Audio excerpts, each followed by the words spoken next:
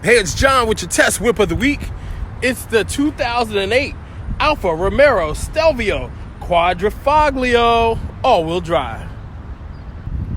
This crossover vehicle by Alfa Romeo has vents in the hood, a dope grille, a beautifully designed body.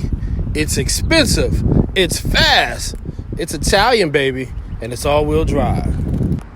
Plenty of cargo space in the trunk area, and the Alfa Romeo, there are amenities, there's a cover overlay, everything you need, and it'll close by itself. Great combo of black and red interior design with the seats made of leather and suede.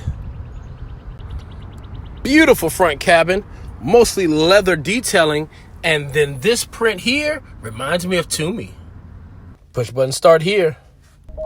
Main entertainment and navigation console. The gear shift for the car, and push this button to tell it to park. Heating and cooling, USB and other power, and there are your cup holders. Various drive functions, and watch the drive options change.